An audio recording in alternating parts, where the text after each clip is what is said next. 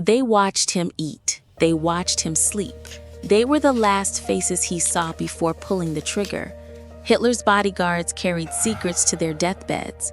But one confession, buried for decades, shatters everything you think you know about his final days. In the spring of 1945, as Berlin burned and the Reich collapsed, a handful of men stood closer to Adolf Hitler than anyone alive.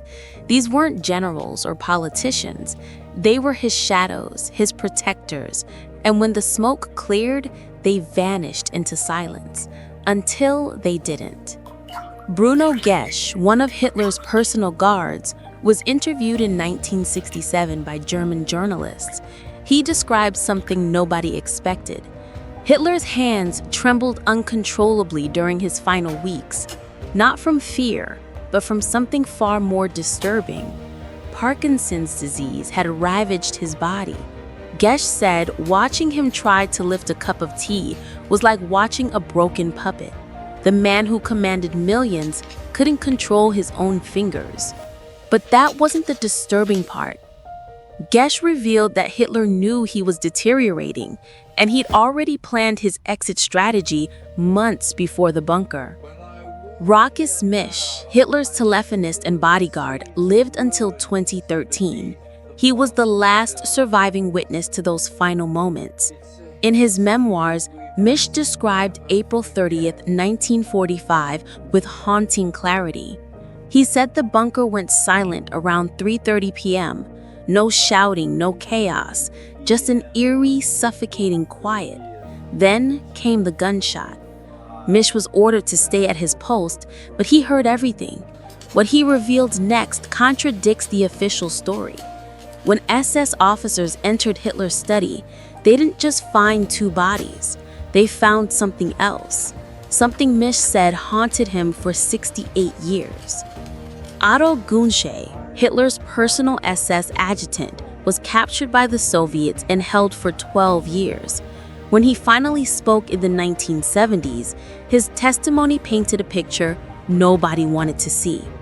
He said Hitler wasn't the raging madman history portrays in those final days. He was calm, almost relieved. Günsche described how Hitler spent his last afternoon reviewing architectural plans for a city that would never be built. He wasn't detached from reality, Günsche insisted. He simply stopped caring about it. And then Günsche revealed the order Hitler gave him just hours before his death, an order so cold it made even hardened SS officers uncomfortable. Heinz Linge was Hitler's valet when the bodies were carried out. In Soviet captivity, he gave detailed accounts that remained classified for decades. Linge said he helped wrap Hitler's body in a blanket, and as they carried him up the bunker stairs into the garden, he noticed something that froze him. Hitler's face wasn't twisted in agony or fear. It was peaceful, almost smiling. Linge told interrogators that in that moment, he realized something terrifying. Hitler got exactly what he wanted. He controlled everything, even his own ending. But what Linge described next about the cremation has never been fully explained.